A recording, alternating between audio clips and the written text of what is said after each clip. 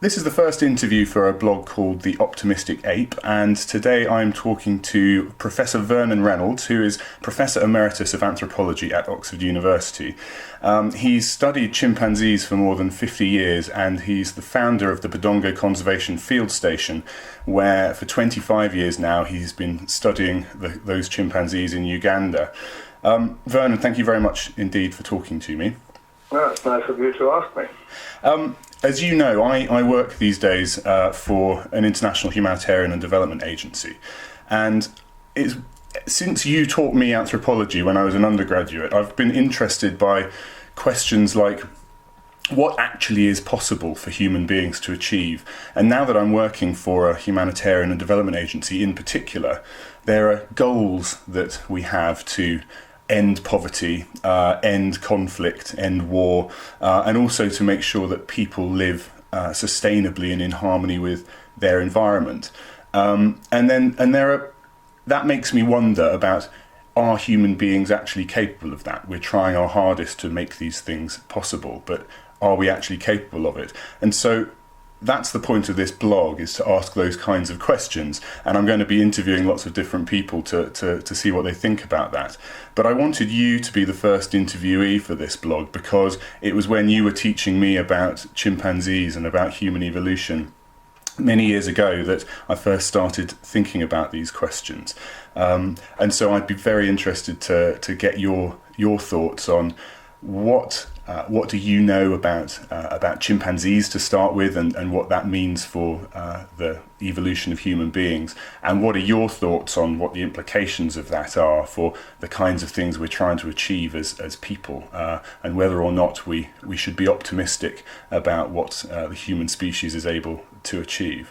So I hope you don't mind if I kick off with some questions about that. That's fine.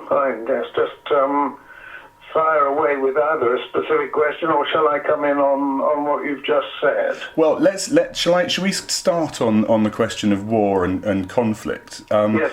Maybe would you describe what is it that how do chimpanzees engage in conflict? What do they do in that respect? Yeah, that's a good place to start.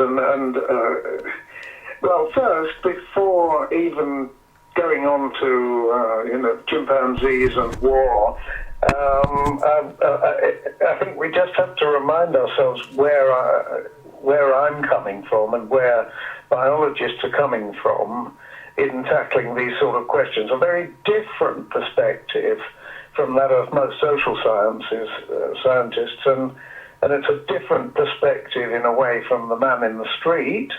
And it's a different perspective from politicians and defense ministers and prime ministers. It's a perspective that's rooted in evolution. So it's a much longer perspective. It goes way back to our ancestors. Now, if I go back 5 million years, that's when our species started. That's Homo. Actually, it was Australopithecus, but that's the species that developed into Homo. And then before that, we were apes. And the chimpanzee is an ape. And so we're going back something like 5 million years or more, and we find common ancestor of humans and apes. And the chimp is very similar. The chimpanzee that we have today, and the one we study in Budongo in Africa, is very similar in its skeletal anatomy, its size, and its general appearance to the modern chimp, to the common ancestor. So where I'm starting in evolution is with the common ancestor 5 million years ago, who is like a modern chimpanzee. He isn't a modern chimpanzee because the chimp has developed from that over 5 million years, and we've developed from that into humans over 5 million years. But the possibility exists that we share share some of our evolved characteristics from that common ancestor. Great.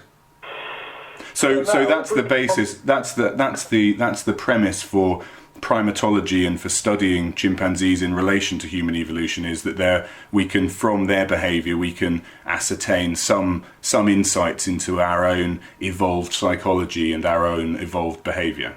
Yes. Put very well, Ben. That's exactly right. So coming on to aggression, now if we look at modern chimpanzees, they share a very striking similarity with humans in one respect, and that is that groups of chimpanzees have been observed, have been studied, going more or less to war with each other. Groups, unlike most species of primates, chimpanzees appear to make a decision, and it's the males, the adult males, who make it. They go on patrols around the edge of their territory, and occasionally, if they bump into another group, they attack. And they do so in a very systematic way. And if they catch a member of the neighboring tribe, you could call it, the neighboring group of chimps, they will bite it, tear it apart, pull it limb from limb, and exhibit the most appalling degree of violence, which has all been filmed, and, it's not a result of any kind of interference by humans. These are well-studied groups living a normal life in the wild. So chimpanzees have a terrible streak of aggression in them. It's more than aggression, I would call it violence. When they encounter members of another group in a situation where there is a perceived danger from that other group. And that I find very similar to human behavior. That's where I think we share a bit of good old-fashioned chimp psychology, which may go right back to our common ancestor all those millions of years ago. So do the chimps, you were saying that it's where they particularly feel a threat from other groups, but do chimps, is your opinion that it is a defensive mechanism, that they're doing this, or are they actually going out looking for it? Are they actually invading another group's territory and trying to take over another group's territory? What's the motivation for this violence? I think it's more the latter than the former. They in the best case, or the first case that was recorded was when Jane Goodall watched her group that she was studying at Gombe. There were actually two groups, and one of them launched an attack on the neighbouring group and killed females as well as males in that case, and took over their territory. Yes, it was very much a takeover situation. And there was another one, another field site, Mahali, in Tanzania, not so that far from Gombe, where a Japanese team watched a similar happening between two neighbouring chimpanzee communities, involving wiping out of one community by the other when they took over their territory. And we've not, I'm glad to say, because it's horrible, I've not seen that at Badongo. So far our chimps have had conflict on the border.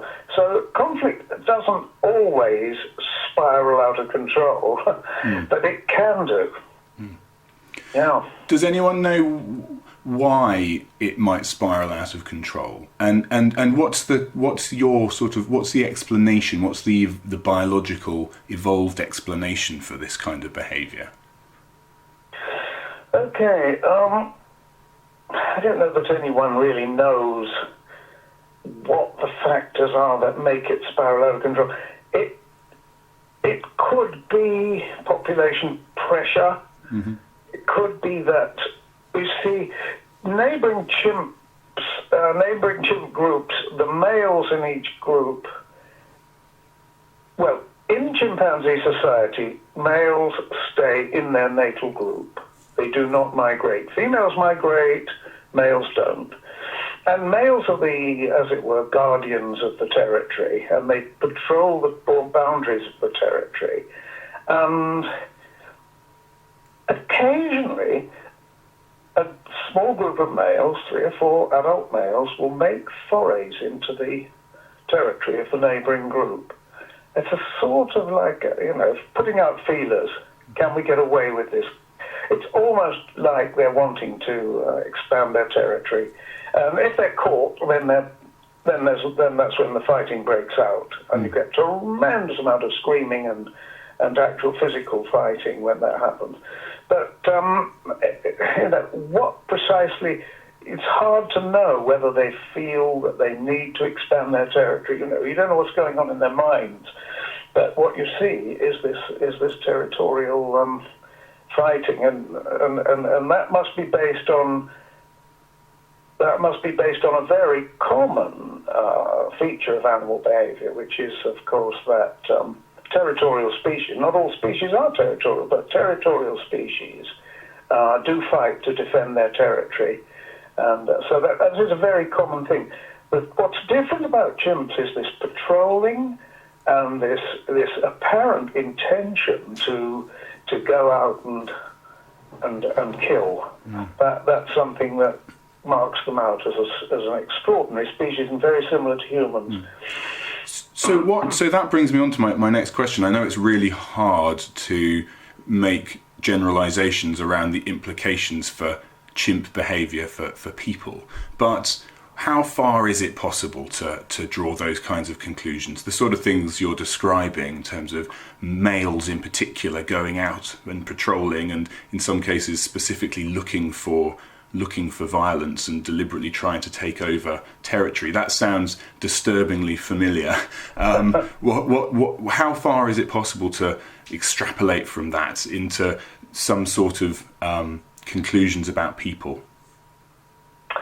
Yes, well, when we come on to our lovely species, Homo sapiens, there's so much that's happened since the, if you like, the chimpanzee ancestry.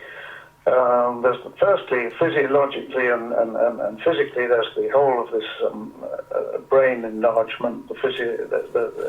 We have 1,500 cubic centimeters of brain. The chimp has 500, and most of that extra brain seems to be cognitive. It's a brain for being rational, for being thoughtful, for being extra intelligent. So, given this extra intelligence, we could put the question, what have we done with this extra intelligence? And I think what we've done with it, there are 2 ways we've moved. One way is we've developed morality. And morality, I wouldn't say it necessarily arises from intelligence. That's a bit too silly. That it doesn't really work that way. But as a part of our brain expansion, we have developed a moral.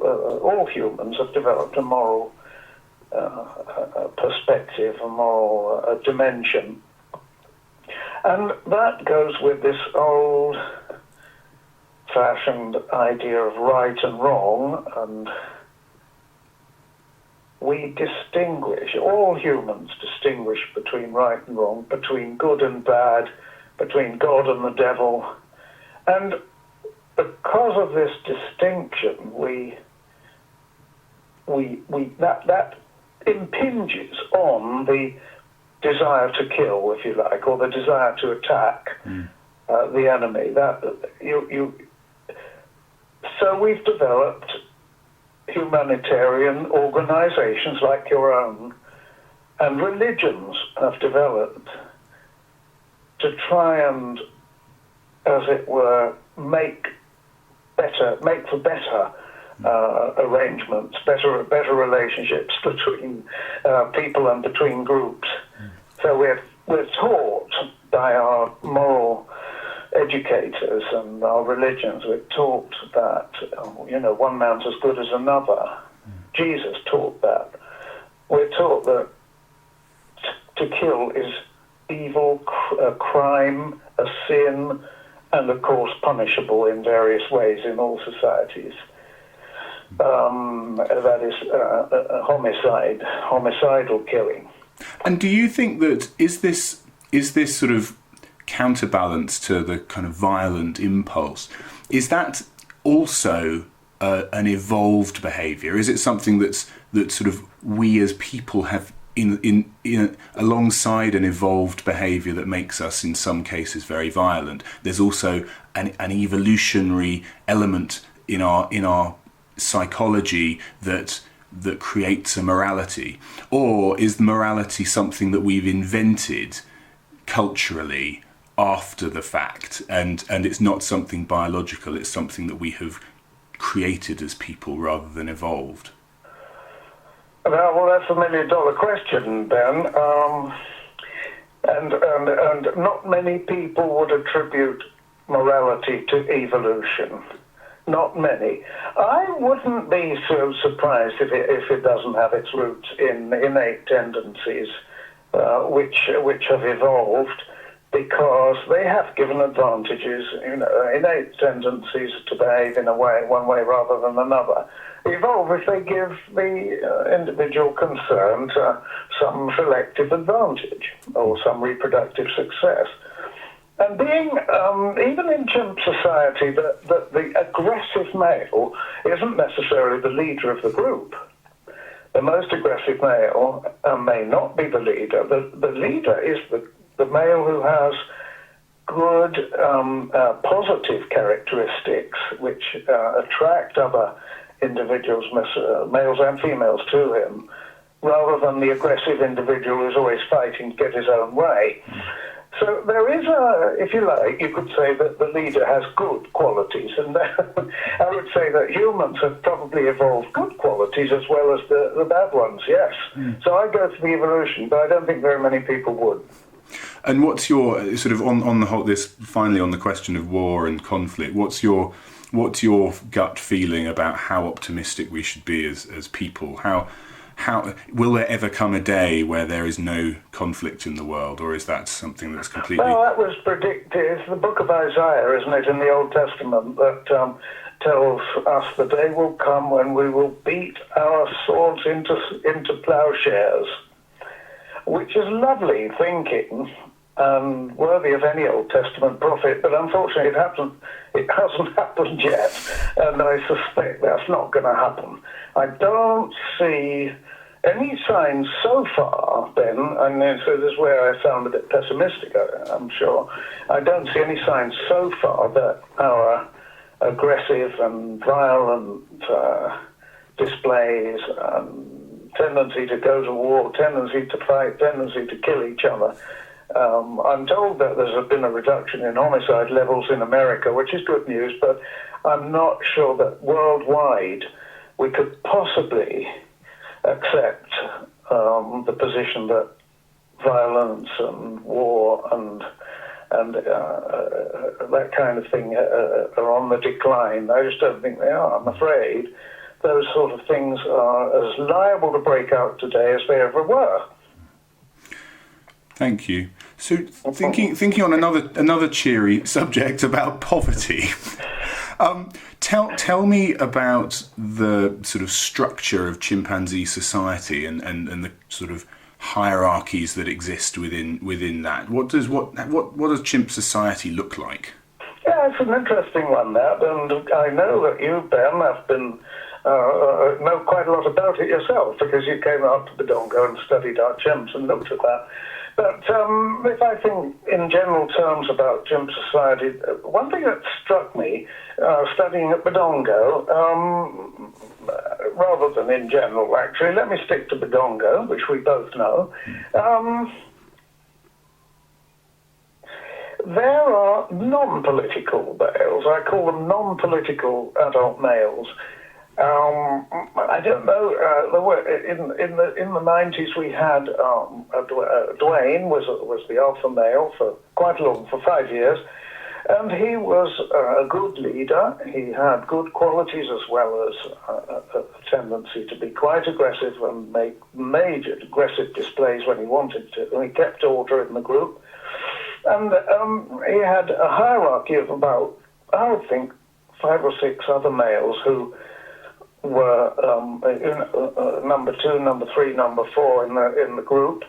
But they were always shifting their relationships with each other. So the one who was number 2 was number 3 occasionally, and there was a constant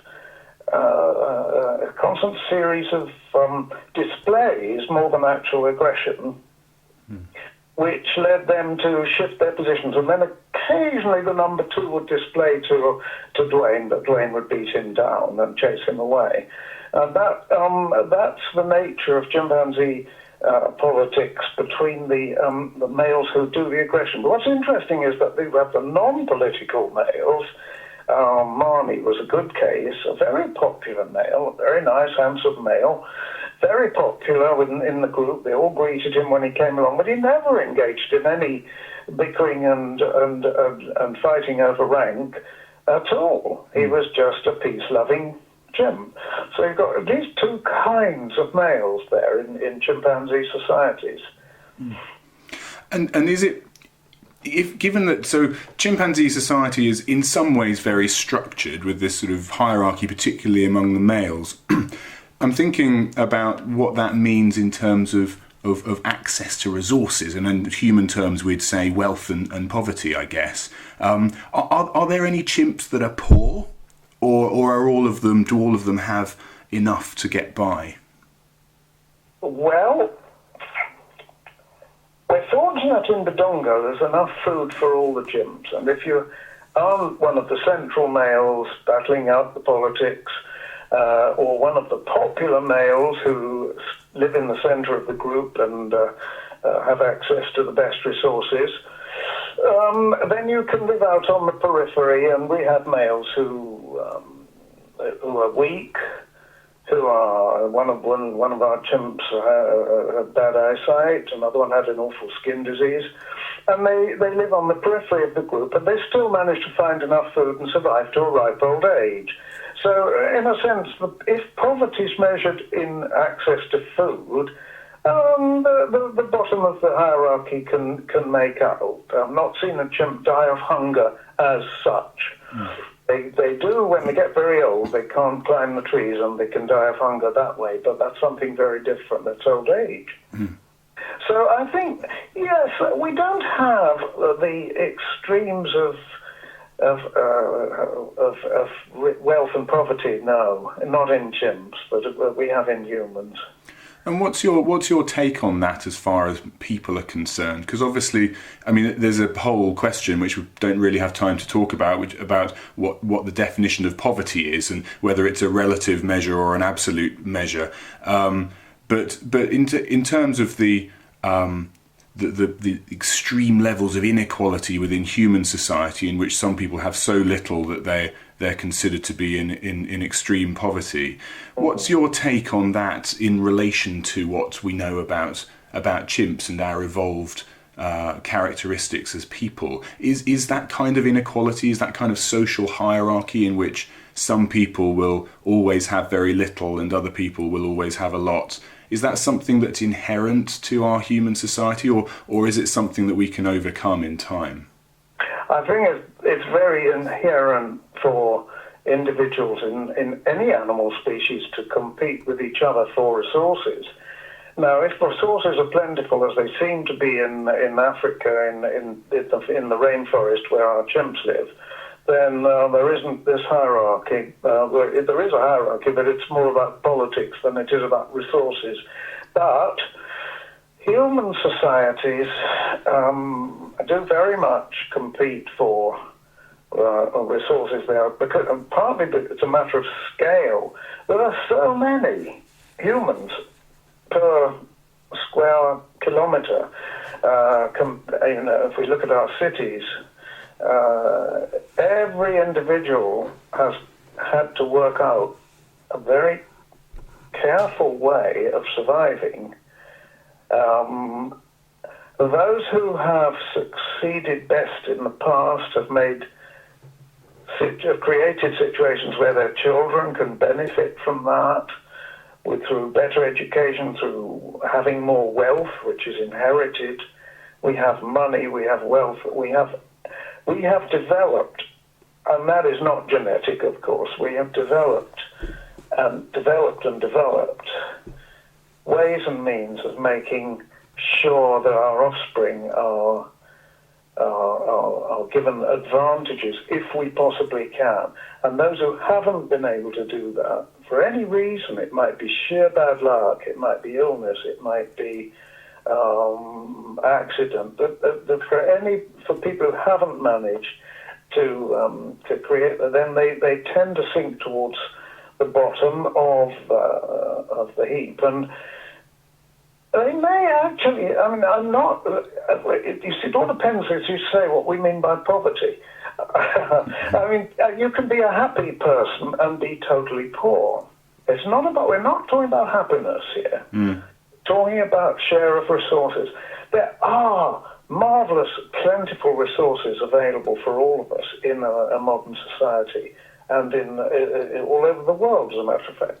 But those who succeed best in looking after themselves and their families get the bigger share of the resources, and the hierarchy gets extended, and you get this wealth and poverty. But I think that's something that's historical and something that's accidental to some extent, and rich people can become poor and vice versa. I don't see a genetic element there at all. So when we've got these the new global sustainable development goals, which explicitly aim to end extreme poverty, how hopeful are you that kind of thing can be realised? That one day we may not have people who are, literally starving because they don't have access to enough to live on. Well, there have been societies, of course, which have tried to equalise the wealth disparities, bring people. I mean, even today in Scandinavia, I understand in Denmark there are far less extremes of wealth and poverty. Now, governments can engineer things by taxation and by wealth redistribution. And one way or another, people can be induced to moderate their natural, I would say, tendencies to accumulate wealth and to pass it on to their children.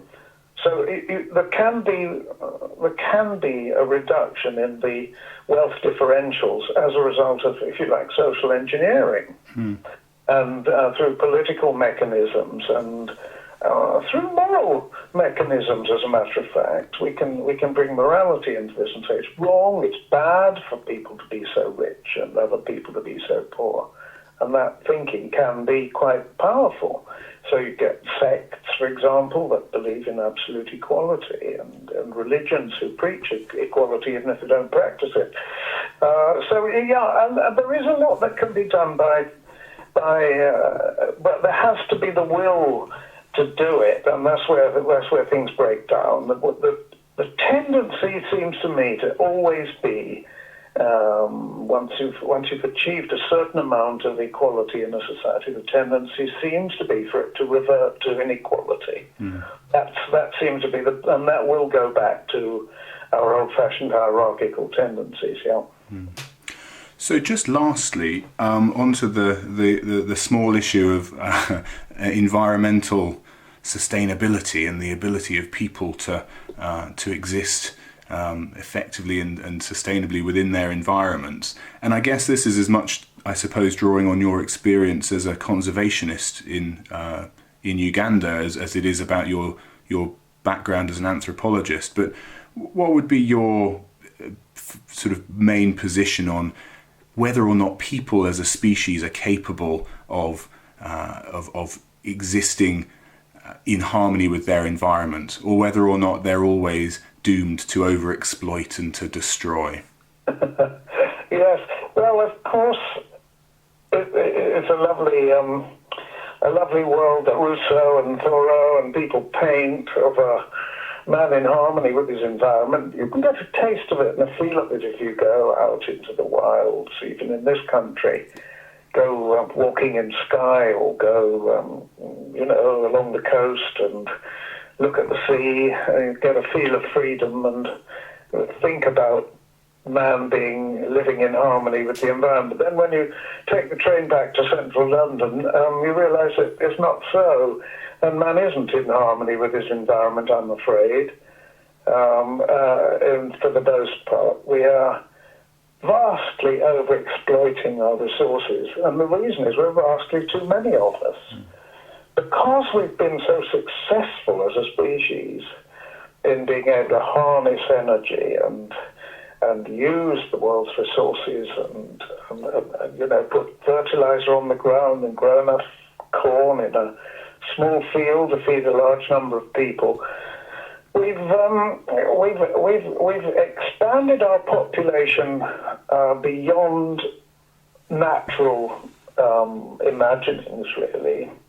In nature, a species that becomes too numerous pays the price, and its numbers will be reduced through starvation, and it will then have to recover.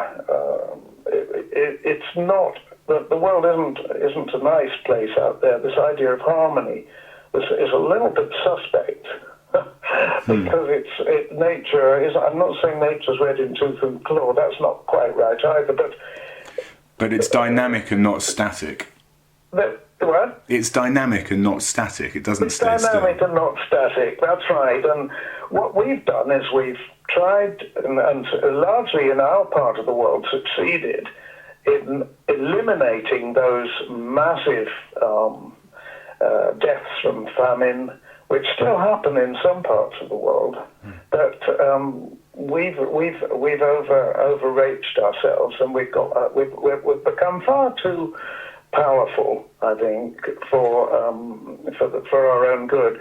So I don't see, unless something happens, and we for instance, if we all stop eating meat, there will be more food to go around, because cows and animals generally eat more than their fair share of grass. So if we all went back to growing vegetables and eating vegetables, probably there'd be enough food to go around for a lot more people than there is with this emphasis on eating high protein meat. And that you do see, actually, I see young people now becoming vegetarians in large numbers. One of my grandchildren is a vegetarian. She's been a vegetarian since the age of 4. I've been vegetarian since the age of 8, so you're speaking to the converted. No. I have. All 8 are vegetarians in a sense, in that 90% of their food is vegetables, but the chimps are meat eaters, and you wouldn't stop chimps eating meat. Once they get their hands on a monkey, they'll eat it. Yeah. So I guess meat eating's another thing we've got from our ancestors, and we love meat, and at least those of us who aren't vegetarians. So we'll go on eating meat and over-exploiting the world until we no longer can, and there will be natural checks. I mean, we are going to have to stop eventually. At the moment, the world population is still continuing to expand. I mean, that was it can go on, but at some point, it's going to have to stop. That was my question. Actually, one of my questions actually was, psychologically, with this extreme power that we've developed in the last relatively short period of time in human history, psychologically, how equipped are we to deal with the sorts of challenges we're facing? So, for example, climate change. We're being asked to deal with an environmental issue that is operating on a timescale that we normally wouldn't have to deal with. We're talking about 50, 100 years and more in terms of the effects of our behaviour. Are we collectively capable psychologically and socially as a species of dealing with things on that kind of timescale, or is it simply something that we're not capable of dealing with because it's something that's beyond our collective ability as a species? I don't know if it's our collective abilities as a species, but we're not capable. And the reason we're not capable, I think, is that nations are still in competition with each other. The less developed nations are still trying to develop up to the same wonderful lifestyle that they see us living here. And therefore, there's going to be a long period of overpollution by the less developed nations, even if we in the developed world can reduce our emissions down to the necessary level. So I can't see how the world is one. The climate is a single entity, and what happens in China and the Far East affects what happens over here. So I think CO2 levels are going to go on going up for a long time yet. I mean, I wish them well in Paris, but I don't see how the less developed nations are going to reduce their attempts to, unless there's maybe they can, the way that mobile phones in some African countries came in and it's completely superseded landlines and wire telephones never really made it in countries like Uganda, where they jumped a stage. Now, if we could get the third world to jump the stage of burning coal and polluting the atmosphere and jump straight into an electronic age with solar panels, that would be great. That would do wonders. But I can't see it happening somehow. It seems to me we haven't developed the degree of we would have to think of those countries as equals to give them equal technology, and we don't. We still want to be at the top of the world hierarchy of nations here in the West, in Western Europe. With our nuclear weapons and so on, we see ourselves as the top of the world's heat, with America at the tip top and us in Europe, not far down. And then there are all those other nations that are struggling along, like India and China. They're catching up with us fast, overtaking us in some ways, but they're still burning those fossil fuels and polluting the atmosphere. So just finally on these three different points of war, poverty, and the environment, how optimistic are you? Are you an optimistic ape about our ability collectively to deal with these things, or do you think that do you think things are going to get worse, or do you think that things might get better but there's a limit to what we can achieve, or do you think we will solve all three of them eventually? Oh, that's a lovely question. I mean, there's an if in it. If we continue the way we are at the moment, I think I would have to be a bit of a pessimist over all three. But I also believe that humans have an amazing and an immense capacity to respond to danger, to dire threats. And when the situation gets really serious to the point where we can no longer go on from one day to the next, we are going to do something about it. So, bottom line, I would say I'm a bit of an optimist, really. But if we aren't there yet, at the moment, things are going the wrong direction. But I'd like to. If we can survive another 100 years, who knows? We may have got over this dreadful thing that we're facing at the moment. Vernon, thank you very much indeed. Thank you, Ben. Great talking to you.